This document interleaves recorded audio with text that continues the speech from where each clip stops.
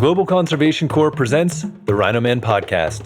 I'm John Jerko, your host, and one of the directors of Rhino Man the movie. This podcast series is a way for me to interview top conservationists on the topics of rhinos, the poaching crisis, the importance of rangers, and community engagement, all as a way to create awareness around these issues and to promote the coming release of our documentary film. In this episode, I'm talking with Dr. Timothy Wittig. Tim is a conservationist, professor, and former defense intelligence analyst. He is a research fellow at Oxford University, an associate fellow at the Royal United Services Institute in London, and head of intelligence for both the Royal Foundation's United for Wildlife Taskforces and the wildlife investigations charity, Focus Conservation. In this conversation, we dive into Tim's early days growing up around nature in the outskirts of DC, his work that helped redefine the way agencies look at terrorist financing, and how his analysis during his time in Africa led him into conservation. We talk about the first U.S. national strategy on biodiversity, the early days of the United for Wildlife Taskforces, and the work happening at Focus Conservation to bring wildlife traffickers to justice.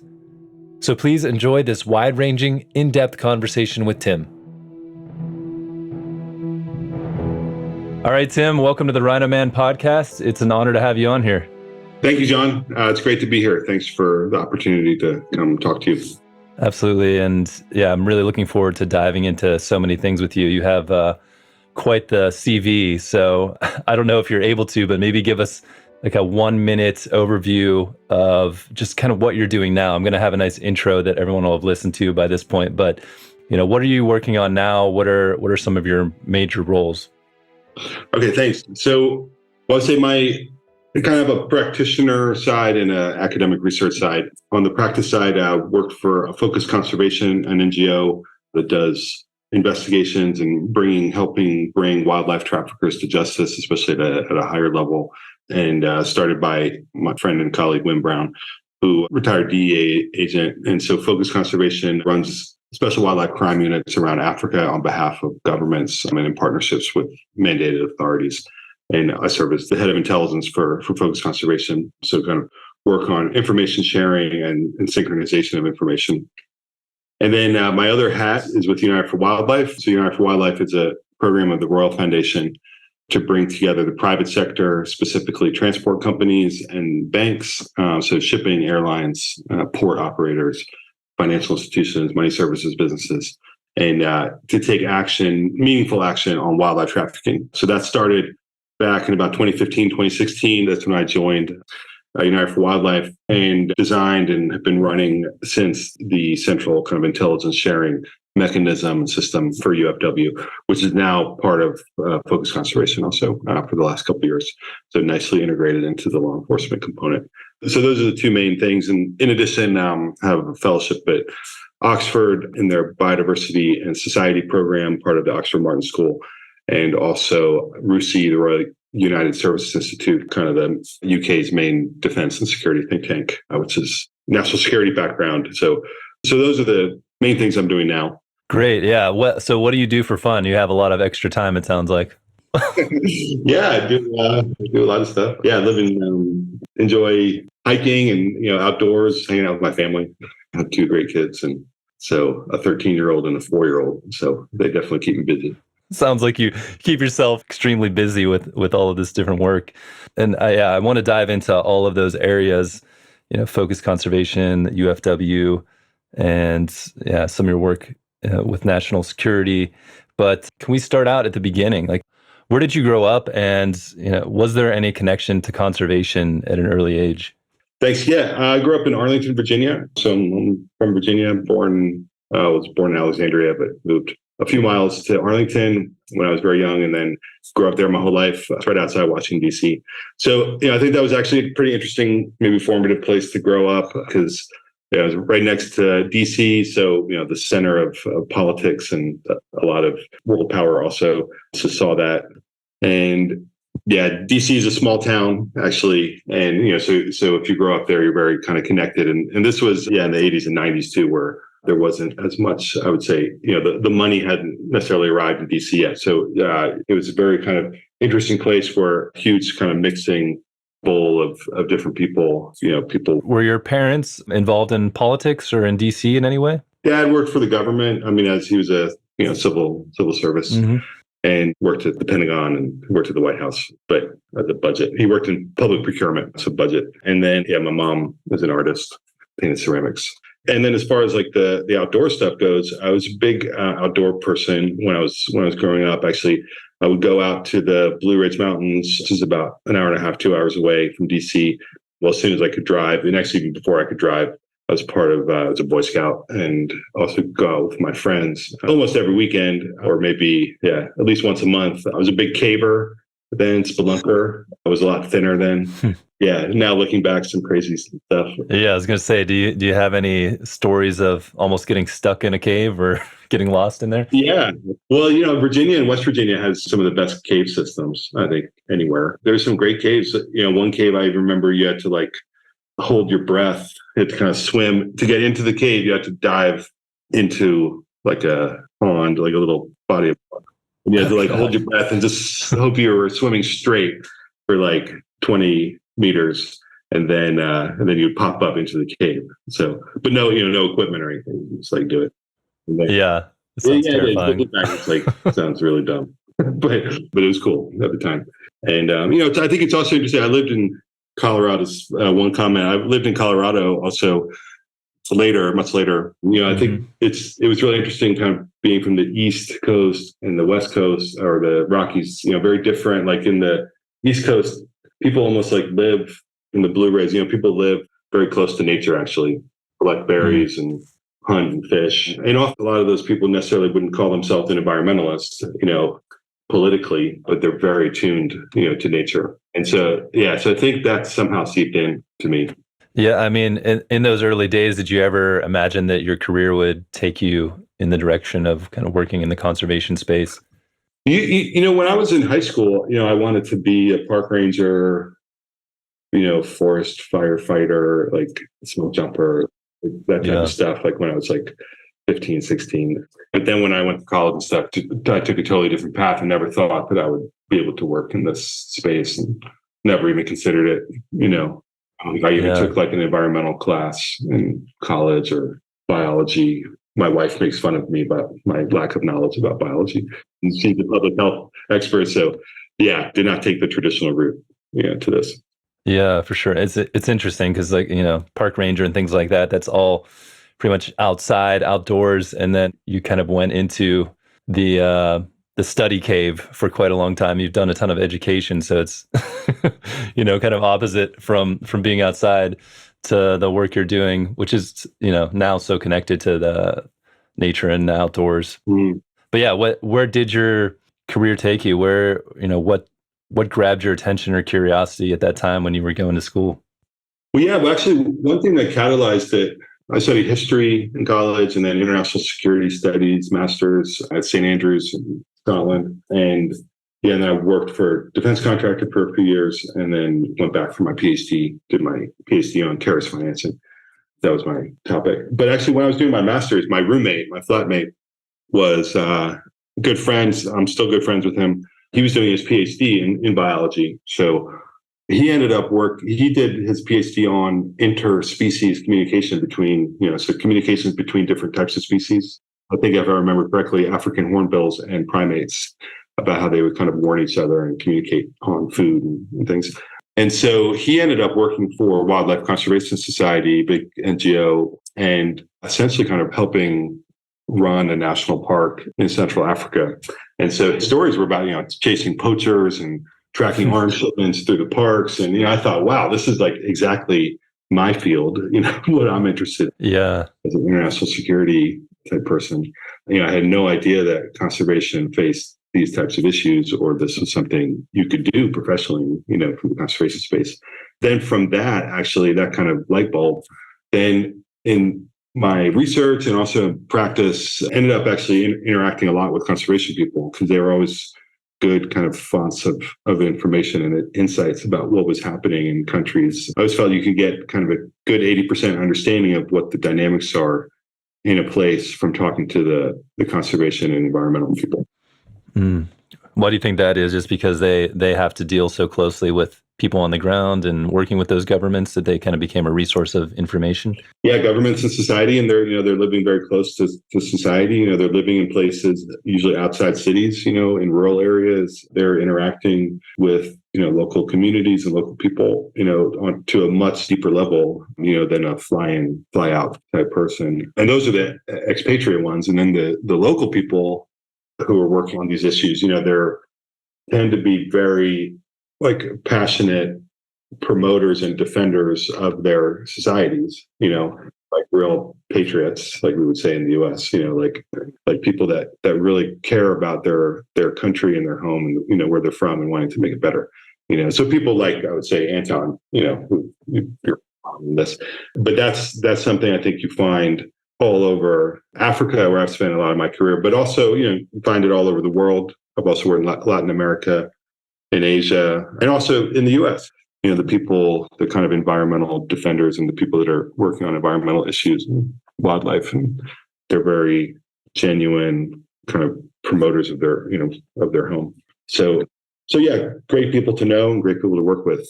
Yeah, I mean, kind of we're heading towards more the conservation side of your career, but I'd like to kind of dive into a little bit. I don't know if you could talk about any of the work you did when you were a defense contractor, and then what sparked the interest in terrorist finance to go back and do more education on that side of things. Yeah, so after my master's, I graduated in 2001 in November. Yeah, so I ended up working for a company called SAIC, big defense contractor, and worked on maritime security issues, weapons of mass destruction, and then somehow ended up, very fortunately, working on the security for the Athens 2004 Olympics, which the company that I worked for, they had the contract for that. So I ended up spending 6 months in Greece, prep to the Olympics and on the, kind of the security. And so in addition to being just an incredible experience, going over there, it was also really interesting as how these big security kind of initiatives work and don't work. Yeah. What was your role? Was it more like intelligence gathering? Were you already kind of in the intelligence side, or planning the security? What type of work were you doing? Yeah, I mean, I was pretty young, so I just was kind of a support person, but ended up working in the police, kind of the intelligence stuff. It's more like threat assessment, so what the risk management, essentially. But then actually ended up working in the fire department, the Hellenic National Fire Department, their headquarters. So I actually did that mostly. Everything from installation of computer systems to buildings type stuff. And it was a really interesting experience, also about how to deal with subcontractors, and it was a good practical experience. Yeah. So you were actually like building out almost the infrastructure, or helping build out some of that infrastructure for the security systems at that Olympics.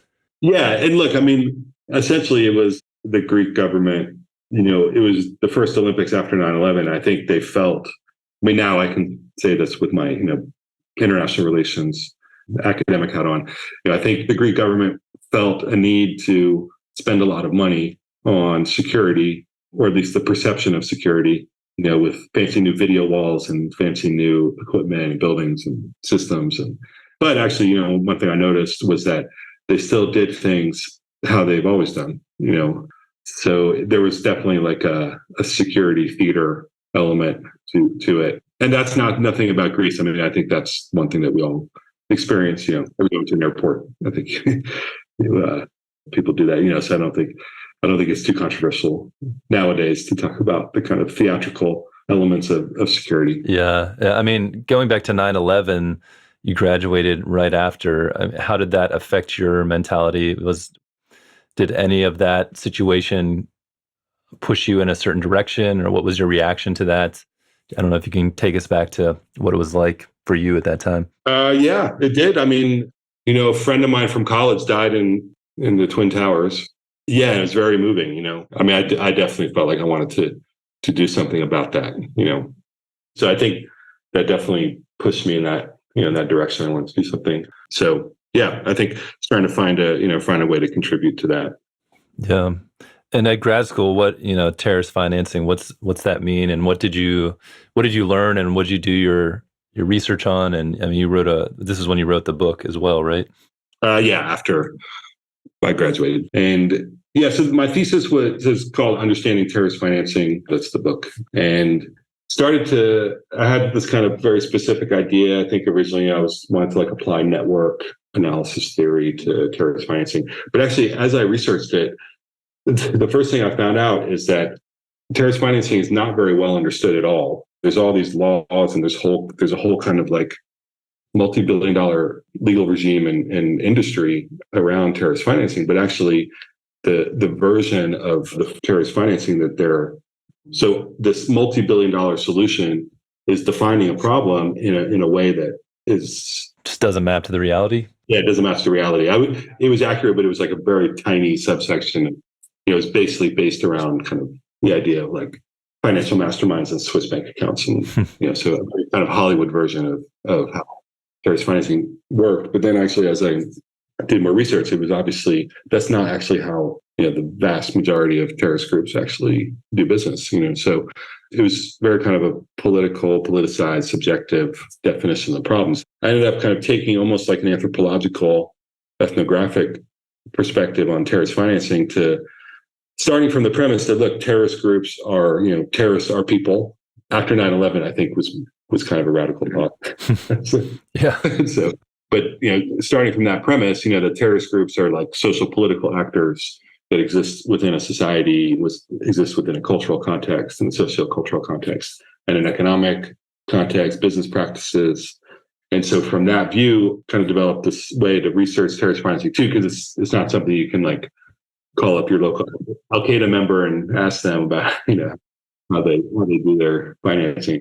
So kind of developed the methodology around how to do that, focused on Somalia, Al-Shabaab, and pre-Al-Shabaab groups, also Chechnya and Al-Qaeda in the Caucasus, and spent some time in Georgia, in the country, all around there, went up to the border of Chechnya, had a bunch of interesting experiences. And then also Northern Ireland, actually, kind of as a control group, and spent a lot of time in Belfast and around Northern Ireland too.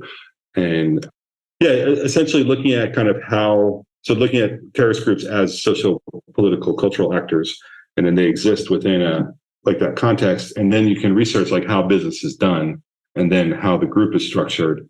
And then you can kind of look for the overlaps, right? So in Somalia, you can look at how Al-Shabaab is structured, how Somali diaspora business networks work. So I did a lot of research on Somali diaspora business networks. What's that? Gasper? Is that what you're saying? Diaspora. Diaspora. Somali, sorry. Yeah, Somalis live all over. There's Somali communities all over the world, and they're often very interconnected in a business sense. They do business with each other, which is often the case for dispersed communities from countries. And then how Al-Shabaab did and did not interact with those networks, and one of the big findings is that they actually don't. It's actually very difficult for Al-Shabaab to penetrate those business networks. A lot of basically people don't want to have anything to do with them. Which definitely went against some of the more draconian counter-terrorist financing policies. So a lot of those policies were making it tough for just regular people to do business because of this fear that Al-Shabaab was infiltrating them. Yeah, and kind of showed no understanding. There's a great book, actually, Getting Somalia Wrong. It's a good summary of kind of how a lot of the misperceptions of Somalia and Somali communities around the world. Yeah, so Al-Shabaab is actually it's a really antithetical to most of Somali society, but in a lot of countries, and you're seeing this around Africa, like in Mozambique and other places in the Sahel, in times of crisis, people look towards things that unite them, like religion, and then kind of often the most radical elements and the most well-armed and well-funded elements kind of, take prominence. And so that's essentially what happened in Somalia. And then they're kind of there to deal with. But yeah, Al-Shabaab still, they're still around. They still make a lot of money, tens of millions of dollars a year, mostly through taxation, through their territory. I heard somebody call Somalia the world's largest duty-free zone. Interesting. Just basically like the mob back in the day in New York or something like that. Yeah, and that's organized crime.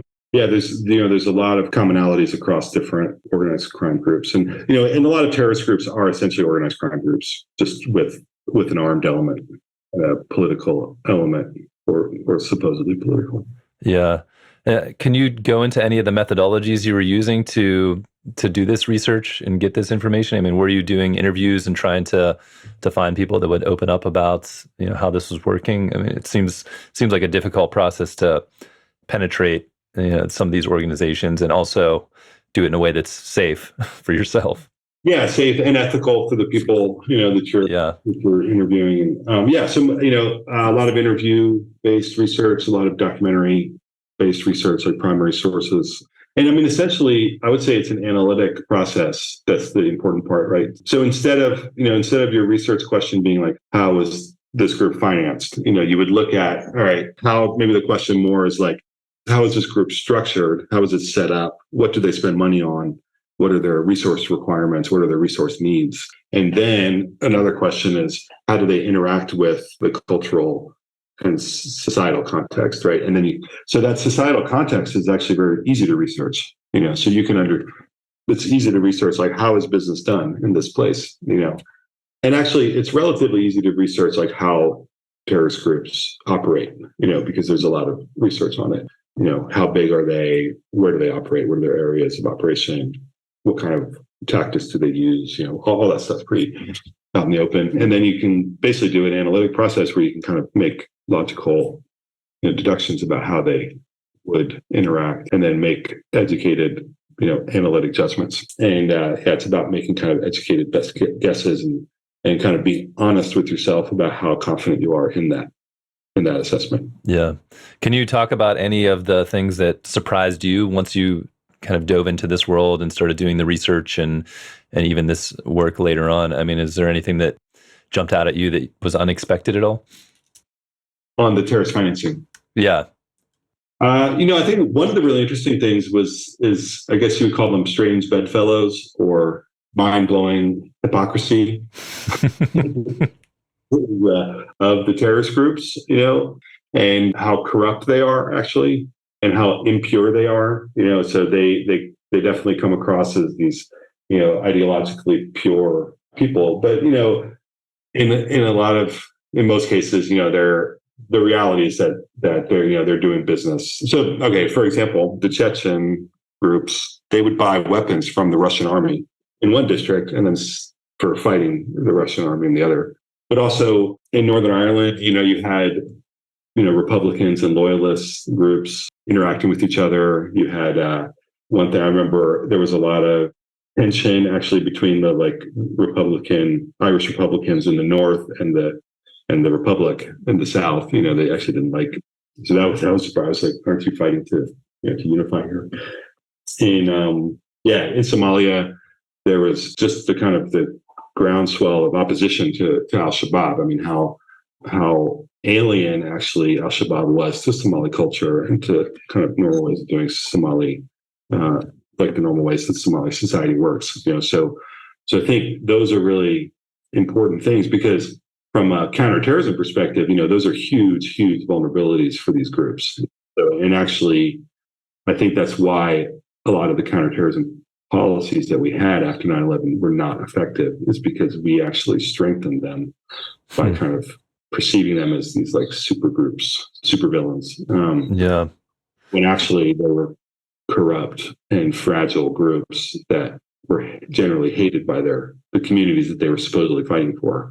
So yeah, much more vulnerable. But actually, the very, to put it diplomatically, unnuanced approaches we had after 9/11 to counterterrorism were just strengthened it. Just kind of had that sort of effect.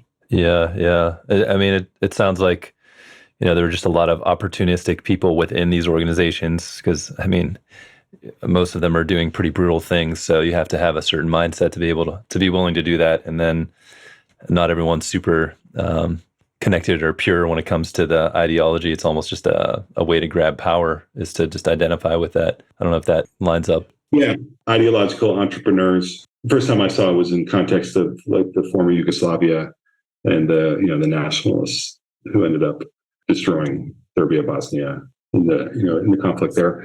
And so, but I think it's a good term. They're essentially entrepreneurial people. Yeah. And I'm just looking actually at your website about the book right now, and you have this statement: wealth can actually lead militants to give up violence. What's that mean? Yeah, well, so probably the most clear example was in Northern Ireland. There was a huge bank robbery of the Northern Bank that the IRA committed, and they stole something like 25 million pounds. They stole something like, yeah, it was like a significant percentage of how much of the currency held by that bank. And in the UK, each bank prints their own money. Okay, so they're pounds, but they have like a different. But in England, you don't see this as much because it's all Bank of England. Mm-hmm. But like in Scotland, in Northern Ireland, each individual bank will have a different currency actually. So Yeah. you'll have like the Northern Bank will, so like Bank of Scotland and Royal Bank of Scotland and Clydesdale Bank will have different. So the pound looks slightly different. Yeah, they just like mint them differently. Yeah, the note looks different. So Northern Bank published, they printed their own currency. So I heard they had to IRA stole so much of their currency that they had to reissue it. Has anyone made a movie on that? I mean, that sounds like a heck of a mess there. But yeah, and then they tried to buy a bank in Bulgaria, but they recovered like a third or a half. I mean, still today they've only recovered like a relatively small amount of that money. And so what that was, though, that was essentially the IRA pension fund for the fighters. Okay, but that's why they did that. And so that bank robbery happened, and then within a year, I think within 2 years, that's when the IRA finally disarmed. Interesting. So yeah, so that bank robbery basically enabled the IRA to give up violence.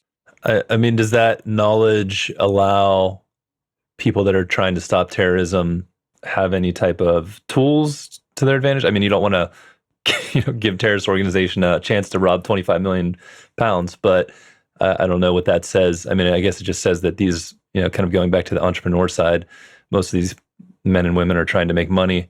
And once they get enough, then the violence doesn't matter as much. Well, I mean, another example was after 9/11 in Chechnya, as in news reports, and I published an article about it, is apparently the U.S. essentially bought all the Al-Qaeda members from the Chechens. So, so there was this kind of Al-Qaeda cell in the Caucasus and, Georgia and Chechnya. And they were very kind of well established, and they took over this place called Pankizi Gorge. And so apparently the U.S., right after 9/11, the U.S. intelligence services kind of went to the Chechens and said, look, we'll just pay you if you hand over these people, So that great example of that took care of that Al-Qaeda cell very well. Yeah. And so, it's all published information. So yeah, so I think the thing is, with the money side of things, and I think this relates to wildlife trafficking too. Yeah. There's a lot of nuance and subtleties there. There's a lot of, I think you have to have a relatively, grown up view of the world, to understand kind of how things actually operate and what works, what doesn't. But then also, you have to be very clear on what your mission is, because if your mission is to go after the financing of these groups, that is different than if the mission is actually to defeat or disrupt the group. Because often defeating or disrupting the group, that's a different, the financial components are a means to an end, And so it's the information and the data, the information around that financing that's the important part, because then there's lots of different vulnerabilities that you can understand about them, how they're structured, who are the real players in those groups, how they can be dismantled. However, the other thing that I'll add is at the same time as these terrorist groups are being very entrepreneurial, obviously post 9/11, there were a lot of counterterrorism entrepreneurs too. So there was a lot of money to be made, by people kind of promoting solutions that weren't really solutions. Yeah, it's the same thing in conservation, unfortunately. Yeah, I was just going to say it's a lot of similarities there, and yeah, maybe we can kind of move more towards the conservation side and how you got into that work, because I think one of these terms that I've been hearing more and more recently as we've been working with United for Wildlife and hearing a lot of you guys talk is this idea of convergence, and how a lot of these organizations are sometimes the same or similar or parts of the same networks that are operating, possibly terrorism, drugs and arms, but also illegal wildlife trafficking, human trafficking. A lot of times it's just a means to end to make money. So maybe using that as kind of a bridge into your work in conservation and illegal wildlife trafficking. Yeah. Where should we start? Yeah, I guess where did it begin for you? What was, you said you had your buddy that you roomed with and that maybe piqued some of your interests, but what actually took you into doing that work or going back for studies? Yeah. Well, so it was when I worked for AFRICOM. So when I worked for U.S. Department of Defense, actually my job there was I was a social scientist. And so what we did, we actually did a lot of research and analysis, on Africa for the command. And so one of the emerging issues, especially on like emerging issues and kind of indicators and warnings and things like that. So one of the things that myself and a couple other people, like literally two or three other people, kind of saw is that this environmental issue is really a huge developing issue of concern for African security, and because it really intersects, converges with so much, and with national security, with geopolitical dynamics. It's a great vehicle for partnerships. It's a great kind of area for partnerships and collaboration. It's something that people are always happy to work together on. It has positive impacts on local communities. It's not just through the government, sometimes problematic on both sides.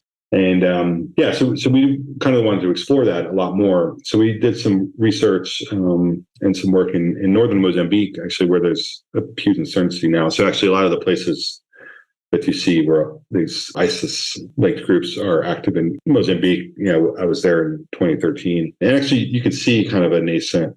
There was something kind of happening, like I said, with the Somali example, kind of a situation in crisis there in northern Mozambique, because there was these huge gas finds, really growing wealth disparity, a lot of dissatisfaction, and a lot of marginalization of communities. You could really see that, and that was happening. Like a great example was they have alluvial ruby fields in Mozambique, in northern Mozambique. So places where you can just literally pick up rubies, from the ground. So this was the way. They're not like hugely valuable individually, and to really make a lot of money. But basically this was the main income source for a lot of these communities, was selling rubies. Very small, they're very kind of very tiny. But then the People's General decided to commercialize it and essentially fenced off the whole area, or big area, made some mines, ruby mines, and then the people had to work there as laborers, and often they had to pay to work there, and then they had to make the money back. Yeah.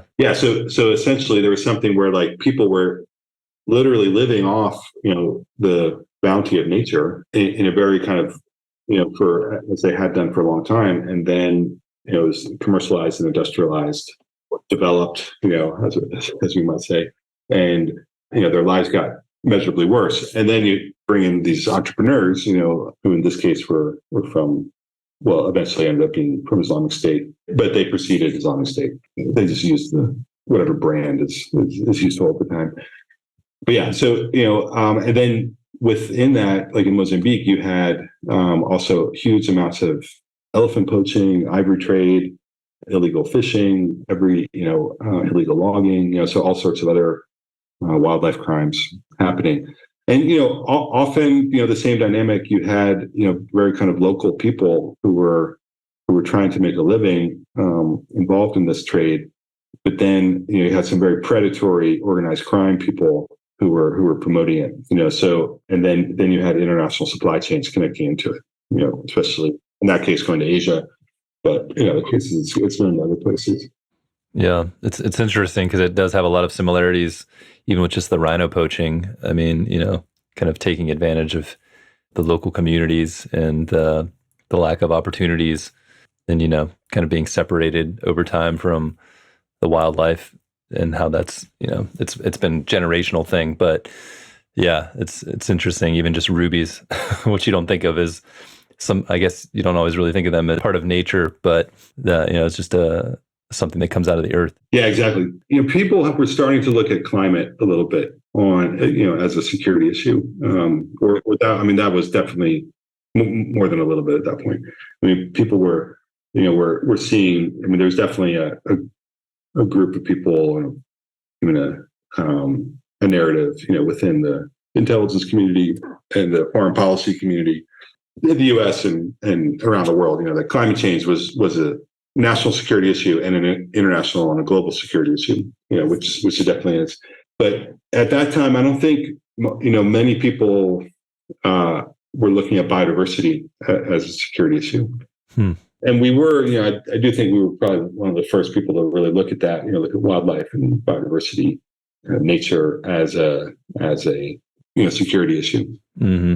Yeah, and then how did that experience take you to United for Wildlife and becoming a part of that task force? I don't know, what happened in between there, but what brought you to that point, and what was that type of work? Well, actually, to answer your question, let me return to the DoD experience. Actually, so at the time, since like 2013, 2014. So in 2014, the U.S. wrote its first national strategy on wildlife trafficking, and so that's something that I contributed to, a couple other people contributed to that I worked with. And a lot of, some of this research that we did, including the Mozambique work, was part of that. It was kind of the part of the deliberations of that, the evidence base for it. And then there was also kind of in parallel an intelligence community assessment, or a national intelligence assessment. And so these are kind of regular products that the intelligence community does on a topic where they kind of get a sense of like what the intelligence community thinks of a specific topic. What are the consensus points? What are the basic trends? What are the points of debate and disagreement? And so, they're done on, there was a famous one done on whether Saddam Hussein is building nuclear weapons. There's ones on Iran and, whatever else. So there was actually one done on wildlife trafficking. And that was a really interesting process. And, there's the official kind of document. It's mostly classified, but it's but there's some smaller versions, that are available on the internet. And the interesting part of that process, though, was who participated in that. It was really like we joked it was like we were like the group of misfit toys, like the closet environmental freaks, at all the agencies, and and we all just kind of found each other too. There wasn't really like a formal kind of process, because it was an issue that each person was looking at, kind of, obviously was not the priority for their agency. So it was a really cool experience, actually, because you had people from all sorts of different perspectives and different backgrounds. It wasn't like we were looking at it from an Africa perspective and a security perspective and a socio-cultural perspective, because we were social scientists. But then you had people from other agencies looking at it from a much harder security standpoint, or from a defense cooperation standpoint, because in a lot of African countries, actually the ministries of defense actually are involved in counterpoaching. So as like a collaboration mechanism about building partner capacity, which is a priority. Yeah, so it was actually a very cool experience. We had these kind of all sorts of different people caring about conservation and caring about the analysis and the proper kind of evidence-based action on it. And yeah, so it was a nice experience, and it was kind of inspiring. I think that dovetails very well into the whole philosophy of United for Wildlife and what it ended up doing with the Royal Foundation. So the story of United for Wildlife is that, I think in 2015 or 2014, 2015, United for Wildlife was started. And actually, it was started as a collaboration of big NGOs, so kind of the major NGOs, to take action on wildlife trafficking. But NGOs are kind of notorious for not cooperating very well. So that didn't work out, I think, as envisioned. So then there was an idea to, and I was not involved in this then, but then Prince William and William Hague, who was closely involved, they started this transport task force. Okay. And it was I think it was pretty, visionary, and about trying to get the private sector to work together on wildlife trafficking. And I think it started with 12 or 14 companies. That first year, they met, I think, almost every month or every other. And they met at the CEO level, often with Prince William and definitely with William Hague.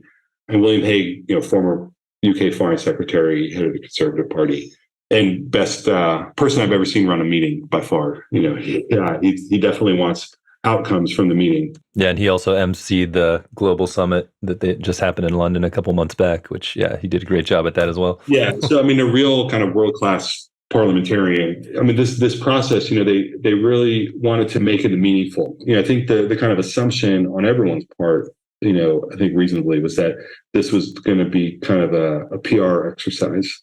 Right? But I think to their great credit, the Royal Foundation, Prince William Hague, they really insisted that it's not just be a PR thing for companies, not just to sign some commitments and call it a day, but that there has to be some real meaningful commitments, that backed up by action that actually leads to outcomes. So one of the commitments that they agreed to was to act on intelligence that's shared with them. And so they agreed to this, but then, as part of that process, they had to look into, okay, what does this mean in practice? And then that's when I ended up engaging with them at first, just as just informally offering advice. Because at that time, I had left national security world, started working for Wildlife Conservation Society as kind of their global wildlife trafficking analyst and guy at that point. And so because I had a background in the intelligence community and kind of national security stuff and illicit trade and trafficking, but now worked in conservation, I was, at the time, was one of the few people, or one of the only people that kind of had that mix of backgrounds. Now there's more people like that. But so the Royal Foundation ended up working with them on how to devise such an intelligence sharing system. Yeah, ended up running it after that. So, I briefed it to the task force, to the CEOs and high-level people from all these companies, Prince William and William Hague. I call it like the mother of all PowerPoint presentations. So they seemed to like the idea, ended up implementing it, And so the idea of this is to give information, really actionable, high-quality information to the private sector that they can use to detect illegal wildlife shipments, make better policies, develop better training, so all the kind of things that go around like taking action. And so, and it's a lot easier said than done, because a lot of, especially in the transport sector, they don't have those systems already set up, so they don't necessarily have they don't necessarily have a person or an office or even maybe sometimes like internal policies set up to do that. Yeah, just even to, maybe a dog or something like that for detection or whatever it is. They just weren't really set up for some of that stuff. Yeah, exactly. So, so I think another kind of really productive part of that is that we tried to really have constructive relationships with the companies, is that, we would give information to them that was actionable, but then we'd also work with them on like how they can best action it. And if there's anything that needs to, change, or if they need, and often there was, in almost every case, we had to adapt and improve how we package the information, because analytic and intelligence world, a lot of it is about, you have to provide the information that's actionable for a specific objective. So if you're trying to find a container, then you have to have, the container number, and then there's some other contextual information that they can look for, and then you have to have like some context, and so there's kind of very specific kind of fields of information you need. But if you're working with rangers, or if you're working with law enforcement, it's actually going to be a different set of information that they need, and so in a different format. So all these kind of nitty gritty things that are really boring. Hollywood, I think, has done the intelligence world a big service in making what's often like a very boring job seem, really cool. So, but a lot of it's just, it's data processing and packaging and formatting correctly, and, validating, and, making sure that all of this is true, and, real attention to detail, and, all of that stuff. So, so that was the work we did. But I think kind of to tie it back to the intelligence assessment, is what was really cool about United for Wildlife, and what is really cool about it, is that these people are not kind of conservationists, in the same as me. They're not like wearing a khaki shirt, and they don't have a biology background. They're but they can have real impact, real positive impact for nature. To me, that's the most inspiring part of United for Wildlife, is that it's really like mobilizing a whole kind of network of accidental conservationists, or non-traditional conservationists. Yeah. I mean, just between the transport, the finance, law enforcement, I mean, there's so much information held within all of those organizations to, how this illegal wildlife trade is being moved, how the finances are being moved. So if you can get them to collaborate and share information and help them know what to look for, then all of a sudden you have this powerhouse of organizations networked together to really be able to break apart these bigger syndicates, which is super powerful. Yeah, and then now, fast forward a few years, now you see a lot of these companies really taking strong initiatives on their own, self-initiated, and sharing information and best practice. So it's really a community now, a community of interest and action, around it. That's exactly where we want it to be and where we want to be. It's funny. I was talking to a friend of mine who's a law enforcement officer in Germany, actually, and I was telling him about, like, in the early days of the task force, I was telling him about this idea, like how we do that. And he's like, "Oh, that's a really good idea. That's really cool," and stuff. Then, like, a couple of years later, we were talking. I was telling him about the updates, and he was like, "That's incredible. It actually worked." He was like, you hear about all these programs that are like such good ideas, but then, like, it's rare that you hear one that actually, like, took hold and worked for real. Yeah. Yeah. It's so hard to get over those initial hurdles and obstacles. And like you said, maybe it was more geared towards NGOs at first, but then it kind of shifted and brought the transport organizations together and really started to find its foothold. Yeah, it just worked really well because I think it was, it's a small team, like Rob Campbell, he's a big part of it. I mean, he's been a huge part of making this work. So having that small team and actually a relatively tight budget, for a while it was too tight, but actually I think having that kind of lean and mean approach, actually really worked compared to, big, well-funded kind of big NGO programs tend to fail. And then also promoting this idea of, like, everybody has an opportunity to do something good here. This is like, so it's really about supporting regular people, in this case, regular people who are working in banks and transport companies, to take action, so that they don't have to change their jobs. They can take action for wildlife on that. And that's where, like, tying into the rangers, that's where I think, one thing that we have not done all that much is tie into the wildlife enforcement community. Yeah. Just because, we are working with private sectors and stuff. And that's something that we've been trying to do more of. And that's something with FCS, with focused conservation, that we've been able to do very well with kind of like national level police services. And then now we're, trying to work closely with rangers in particular too. Yeah. And I mean, there's some interesting things coming together on that side. And I definitely need to bring the United for Wildlife gang on the podcast sometime soon, because I feel like we could talk a lot more about that. But, I feel like we're getting a little bit towards the end of this podcast, and I definitely don't want to leave out focused conservation and the work you're doing there and all the amazing efforts going on. So maybe you can kind of give us an overview of what focused conservation is and what you guys are doing, how you got involved, and what's the main brunt of the work that you're tackling at this moment.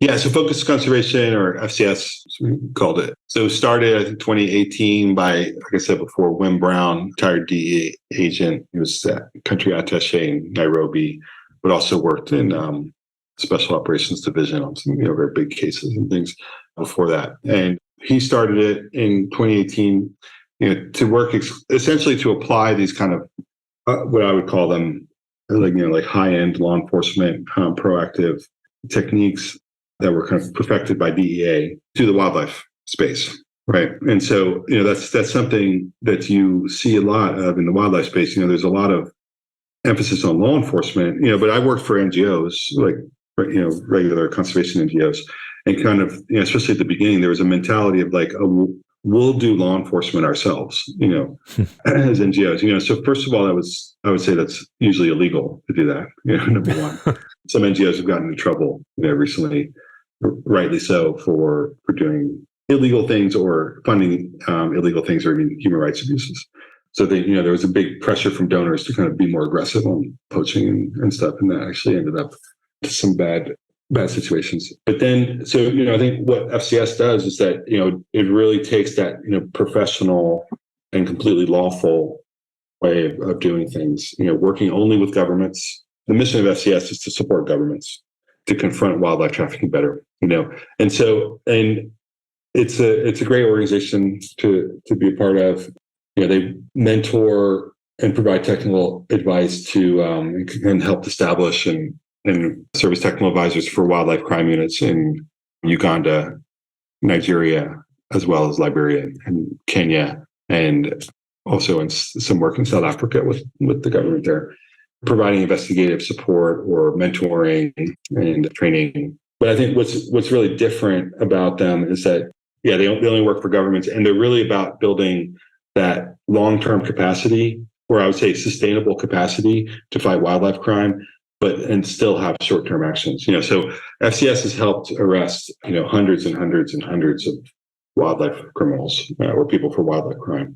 But the way they do it is often you can do things in a more like quick win way that maybe will please donors.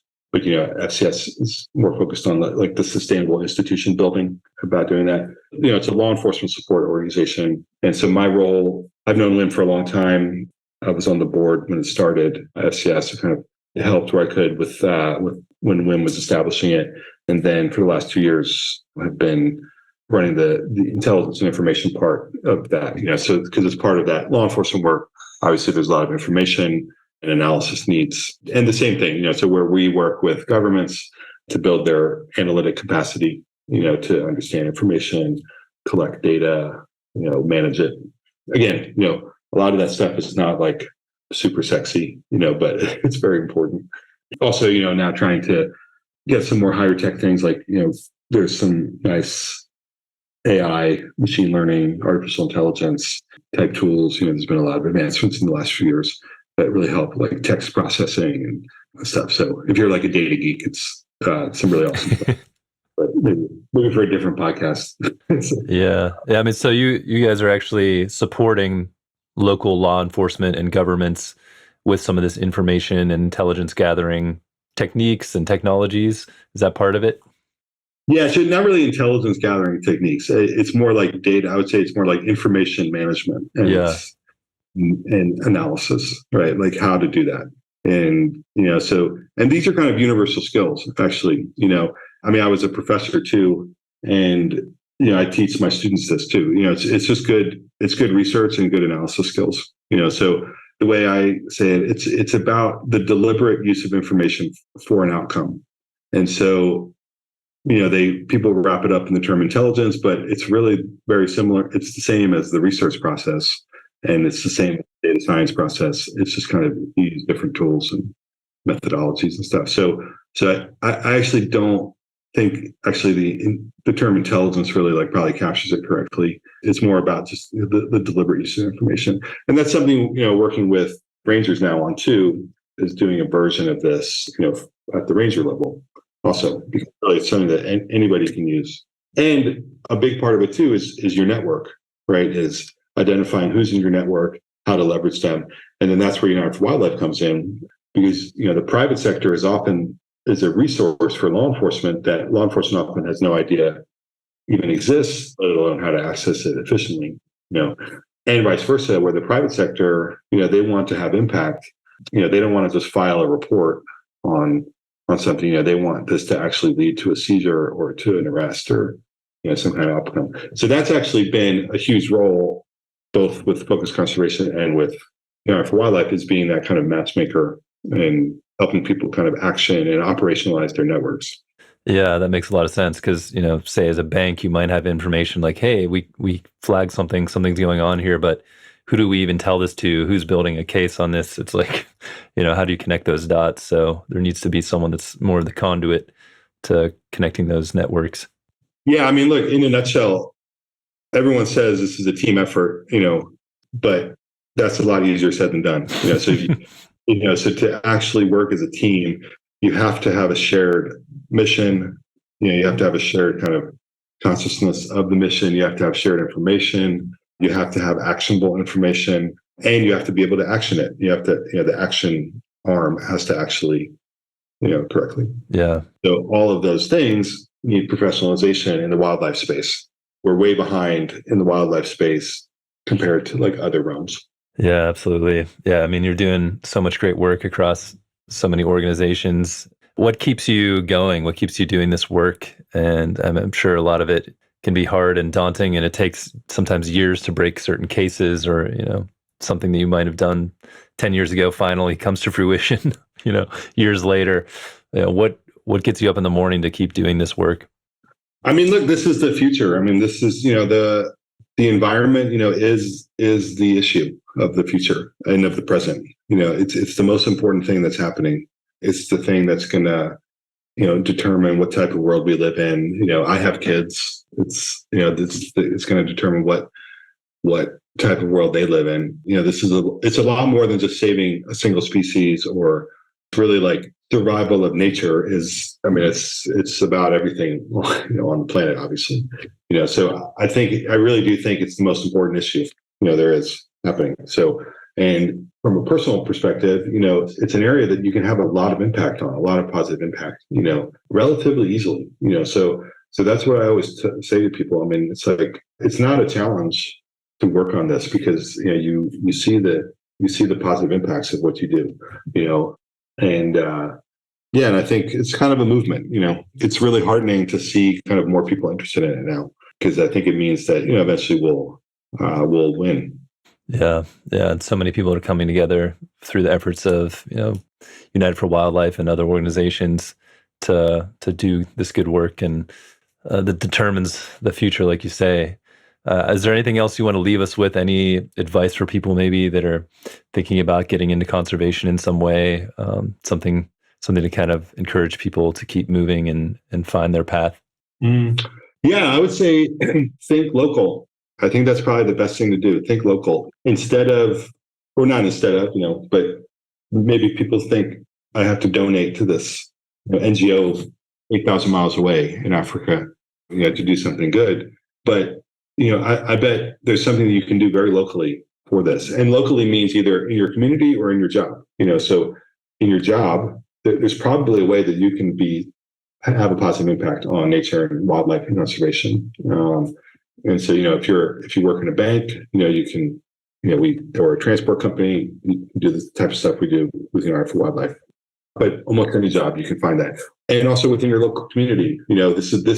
This is really truly a global, worldwide issue. The decline of nature and ecosystems and wildlife. So there's lots of people working on saving the elephant, but it's just as good to work locally, within your own community. Yeah, absolutely. I mean, I was thinking of Anton. I mean, with the rhinos for him. I mean, that was local for him, as a ranger in Timbavati protecting those rhinos. But just as easily, I'm sure there's other either species or environmental issues within your town, city, region that you can take action and be a part of. So, yeah, really great advice. Yeah, and to me, I mean, that's what's one of the things so inspiring about Anton and all the rangers there. They're defending their home, really. Yeah, and your home, defending your home impacts the whole world, whether you realize the connections or not. So, Well, Tim, this has been an amazing conversation. I feel like we just kind of scratched the surface of all the potential topics and things we could get into. So maybe we'll have to do this again sometime, but really, really appreciate you coming on and spending the time here. Yeah, thank you, John. And thank you for your work in this space too, and your film and all the exposure you've given to people like Anton and people at the Southern Africa Wildlife College. Yeah, absolutely. Can't wait to share it with the world. So coming soon. All right, take care. Thank you for listening to the Rhino Man podcast. If you enjoyed this episode and you're excited to see the film succeed, please subscribe and review our podcast on Spotify and iTunes. Then follow us on Instagram and Facebook at Rhino Man the Movie. More details about Rhino Man, the social impact campaign, and future screenings are at rhinomanthemovie.org.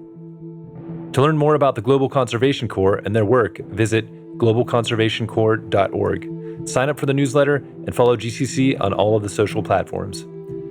If you like this podcast, make sure to subscribe and catch up on GCC's Voices of Nature podcast, where Bob Ludke interviews a wide range of people who have dedicated their lives to making a difference in conservation. A special thanks goes out to Simone Wilson for the music for this podcast. He's the brilliant composer for Rhino Man the Movie. Learn more about his work at simonewilsonmusic.com. Until next time, I'm John Jerko, and this is the Rhino Man Podcast.